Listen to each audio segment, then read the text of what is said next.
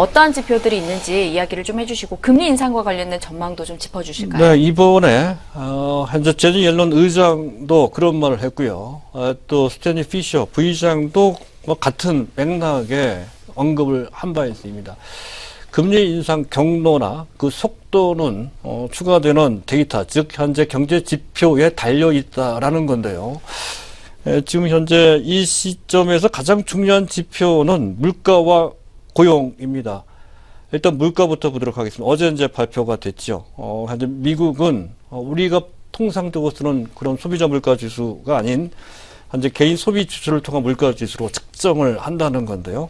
지난 7월 달에 개인 소비 지수는 미국 경제를 보면 알 수 있듯이 괜찮습니다. 소비 괜찮고요. 주택도 괜찮아요.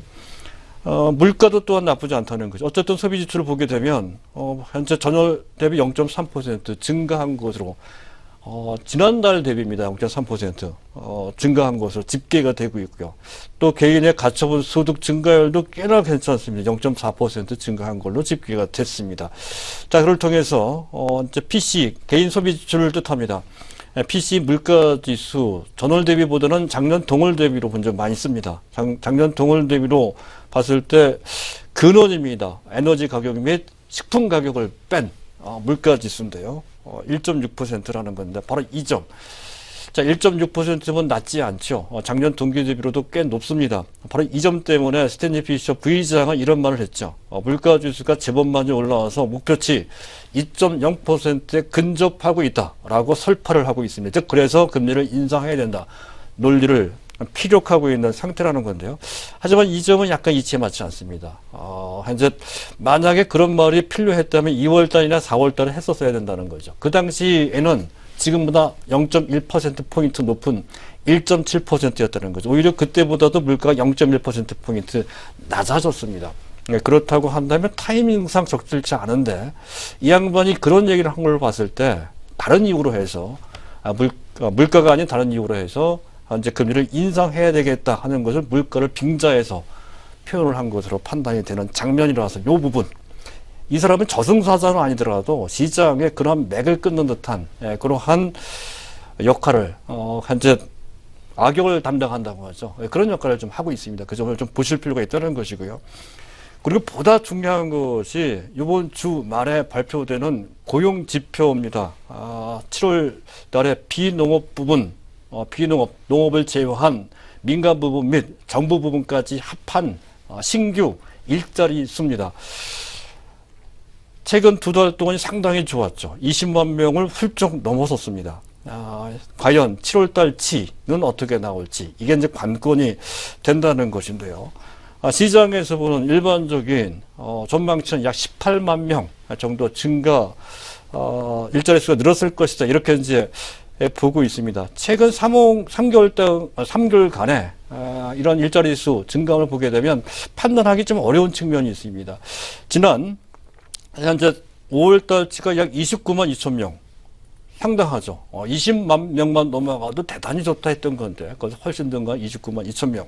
그리고 6월달이 25만 5천 명. 여전히 괜찮습니다. 문제는 그 전달이었습니다. 지난 4월달치가 갑작스럽게 11,000명이에요. 평상시 계속해서 20만 명을 넘어갔던 것이 이런 비농업 부분 신규 일자리 수였던 것인데 갑자기 이빨 빠지듯이 그달만 그렇게 일자리 수 공백이 있었다는 것인데요. 이것이 어떠한 이유에서인지가 정확히 현재 알려지지 않고 있습니다. 연속성 측면에서 약간 변수가 작동되고 있는 것으로 판단이 돼서 시장의 예상치만큼 좋게 나올지 또는 그 이하가 될지 여부가 확실치 않은데 지금 현재 상황은 오히려 나쁘게 나와야 시장의 호재가 된다는 것이 좋게 나오면 그를 빌미 삼아서 조기라고 하는 것은 9월달 내지 12월달 금리 인상을 놓고 봤을 때 빠른 날인 9월달에 인상한다는 것을 뜻하는 것이죠. 조기 금리 인상 무드가 조성될 소지가 있다는 것이고 이렇게 됐을 때 시장은 지수뿐만이 아니고 금리에 민감한 섹터가 있다고 말씀드린 바 있었죠. 이른바 성장주 섹터입니다. 이쪽도 상당히 부정적인 영향을 받을 수가 있기 때문에 현재 바다 건너 미국 얘기지만 계속 관심을 가져야 된다는 것이고요. 일단 시장 예상치 18만 명이지만 제가 보기에는 20만 명 정도가 기준이 될 것으로 판단이 됩니다. 20만 명을 상회할 때는 아마도 금리 인상과 관련, 즉 9월 달에 금리 인상이 될 수도 있다라고 하는 부담감 때문에 지수나 전체적인 상황이 약간은 현재 보수적인 그런 분위기가 만들어질 소지가 있다는 관점으로 볼 필요가 있다는 거고요.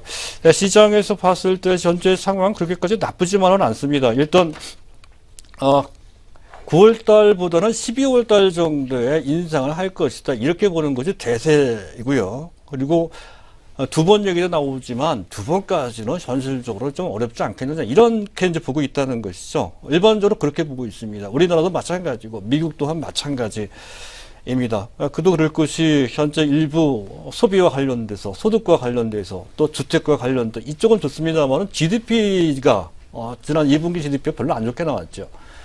수정치가 한 잠정치보다 0.1%포인트 낮은 연일 기준입니다. 1.1% 정도밖에 안 되거든요. 그 1분기 0.8%고요. 이 정도가 그럼 많이 부족하죠. 또 한 가지, 한 제조업 지수도 썩 그렇게 좋은 편은 아닙니다. 생산성이 계속 떨어지고 있는 것도 부담이 되고요. 가장 큰 문제가 되는 것이 역시 기업의 설비 투자가 전 세계적인 현상입니다. 우리나라 조금 낮습니다. 일본만 해도 그렇고 중국도 마찬가지입니다.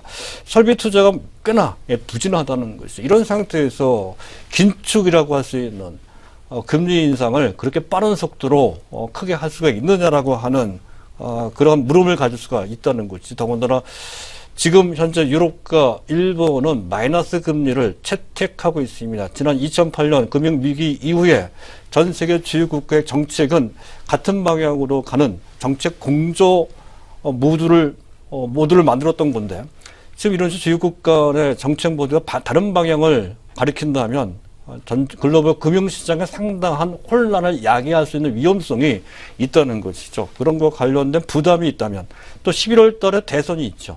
이런 상태라면 금리를 인상은 하겠지만 한 번 정도 수준에 그칠 것이라는 것이고 한 번 정도라고 한다면 이미 시장에서 알고 있는 내용이므로 그와 관련된 시장에 미치는 영향은 지수로 봤을 때도 마찬가지고 그 영향을 보다 지금 현재 예민하게 현재 받고 있는 판도 측면, 특히 성장주 판도가 더욱더 그렇습니다. 이들 섹터에 그와 관련된 마이너스 변동성 크기는 그렇게까지 크지는 않을 것이다 하는 점을 알 수는 있겠습니다.